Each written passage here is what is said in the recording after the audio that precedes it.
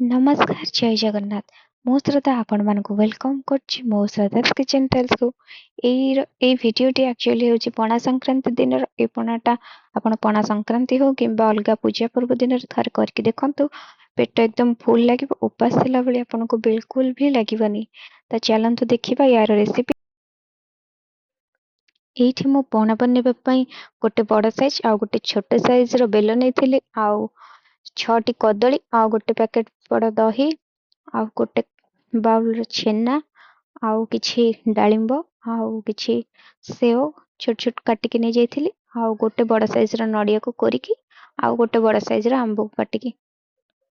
ଏବେ ମୁଁ ବେଲକୁ ଫାଷ୍ଟ ଗୋଟେ ହେମଦସ୍ତା ବାଡ଼ିରେ ବାଡ଼େଇକି ଭାଙ୍ଗିଦେଲି, ଆଉ ତାପରେ ଏଇଠି ଗୋଟେ ଛୋଟ ଜାଗା ନେଇଯାଇଥିଲି, ସେଥିରେ ଅଳ୍ପ କିଛି ପାଣି, ଆଉ ଏବେ ସେ ବେଲରୁ କୁ ଛଡ଼େଇକି ତାକୁ ସେ ପାଣିରେ ପକେଇଦେଲି। ଏମିତି କରିବା ଦ୍ୱାରା ବେଲ ବହୁତ ଛାଡ଼ିକି ପାରୁ ଆଉ ମଞ୍ଜି ଅଲଗା ହେଇଯିବ।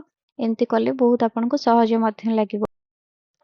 ଏବେ ମୁଁ ତାକୁ ଭଲ ଭାବରେ ଚକଟିକି ତା ପାରୁ ଆଉ ମଞ୍ଜିକି ମୁଁ ସେ ପାଣିରୁ ଅଲଗା କରିଦେଇଛି। ଏଇଭଳି ଭାବରେ ସବୁ ପାରୁ ଆଉ ମଞ୍ଜିକି ଅଲଗା କରିଦେଲି। ତାପରେ ଆଉ ଗୋଟେ ବଡ଼ ଡିସ୍ ନେଇକି ସେଥିରେ ଆମର ଗୋଟେ ଜାଲି ନେଇଯାଇଥିଲି। ସେ ଜାଲିରେ ମୁଁ ସବୁ ପାଣିକି ସେଥିରେ ଢାଳିଦେଲି। ସେଥିରେ ଆଉ ଯାହା ପାରୁ ଆଉ ମଞ୍ଜି ରହିଯାଇଥିବ ଆଉ ତାର ବହଳିଆ ଅଂଶଟା ସେଟା ବି ରହିଯିବ ଏଥିରେ। ଆଉ ପୁରା ପତଳା ହେଇକି ସେ ପାଣିଟା ବାହାରିବ, ଆଉ ବହୁତ ବଢ଼ିଆ ବି ଲାଗିବ ଏଇଟା ପଣା କରିବା ପାଇଁ। ଏବେ ମୁଁ ଏଥିରେ ଗୋଟେ ଗିନାରେ ବରଫ ବସେଇକି ରଖିଥିଲି, ତାକୁ ଏଥିରେ ଆଡ଼୍ କରିଦେଲି। ଆଉ ଏବେ ଏଥିରେ କିଛି ନଡ଼ିଆ କୋରା ଆଡ଼୍ କରିବି, ଆଉ କିଛି ସେଥିରୁ ଅଳ୍ପ ଟିକେ ରଖିଥିବେ ତା ଉପରେ ଦେବା ପାଇଁ, ମାନେ ପଣାର ଉପରେ ଟିକେ ଶୋ କରିବା ପାଇଁ। ଆଉ କଟା ହେଇଥିବା ଆମ୍ବକୁ ତାପରେ ଦେଇଦେଲି। ଏବେ କଟା ହେଇଥିବା ସେଓ ଆଉ ଛଡ଼େଇକି ରଖିଥିବା ଡାଳିମ୍ବକୁ ମଧ୍ୟ ଏଥିରେ ସବୁ ଦେଇ। ଏବେ ମୁଁ ଏଥିରେ ରଖିଥିବା ଛେନାକୁ ମଧ୍ୟ ଆଡ଼୍ କଲି। ଏବେ ମୁଁ ଏଥିରେ ରଖିଥିବା ଦହିକୁ ଗୋଟେ ପ୍ୟାକେଟଟା ମୁଁ ପୁରା ଫୁଲ୍ ଦେଇଦେଲି। ଆପଣ କମ୍ ବେଶୀ ବି କରିକି ନେଇପାରିବେ। ତାପରେ ଏଠି ମୁଁ କିଛି ଗୋଲମରିଚ ଗୁଣ୍ଡ ଆଡ଼୍ କରିଛି। ଗୋଟା ଗୋଲମରିଚ ରଖିଥିଲି, ତାକୁ ମୁଁ ଗୁଣ୍ଡ କରିକି ଦେଇଛି। ପ୍ୟାକେଟଟା ଭଲ ଲାଗିବନି, ପ୍ୟାକେଟ ଗୁଣ୍ଡ। ତାପରେ ଯେଉଁ କଦଳୀ ରଖିଥିଲି ତାକୁ ମୁଁ ଏବେ କାଟିକି ଛୋଟ ଛୋଟ ପିସ୍ କରିକି ନେଇଯାଇଛି।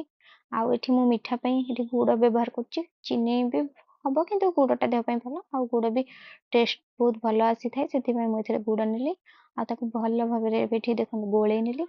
ବରଫଟା ଏଥିପାଇଁ ପକେଇଲି କି ଆମେ ଏଥିରେ ପାଣି ବି ଦେଇଥାନ୍ତେ, ତ ବରଫଟା ଥଣ୍ଡା ଥଣ୍ଡା ଲାଗିବ, ସେଥିପାଇଁ ମୁଁ ଏଥିରେ ବରଫ ଦେଇଦେଇଛି। ତାପରେ ଏଠି ମୁଁ କିଛି ବୁନ୍ଦି 3 ଚାମଚର ନେଇଛି। ଆପଣ ଅଧିକ ଆଉ କମ୍ ବି ନେଇପାରିବେ, ମିଠା ଆପଣ ଯେଉଁ ଅନୁସାରେ ଖାଇବେ ସେତିକି ଆପଣ ନେବେ। ଦେଖନ୍ତୁ ଏବେ ଆମର ସର୍ବତଟା ବହୁତ ବଢ଼ିଆ ସେ ରେଡ଼ି ହେଇଗଲା। ଆପଣ ୟାକୁ ଓଷା ବାର ପର୍ବ ଯେକୌଣସି ଦିନରେ ଯିଏ ବି କୁଣିଆ ଆସନ୍ତୁ ଦେଇପାରିବେ। ବହୁତ ହିଁ ସୁନ୍ଦର ଲାଗିବ, ଆଉ ଖାଇବା ପାଇଁ ବହୁତ ହିଁ ଟେଷ୍ଟ ଲାଗିବ।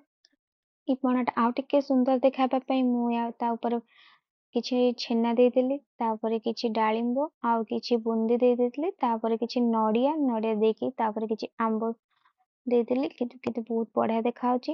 ଆମ ଚ୍ୟାନେଲକୁ ଯଦି ଆପଣମାନେ ନୂଆ ଦେଖିଥାନ୍ତି ଲାଇକ୍ କରିବେ, ସେୟାର କରିବେ ଆଉ ସବସ୍କ୍ରାଇବ୍ କରିବେ। ରହିଲି, ଜୟ ଜଗନ୍ନାଥ।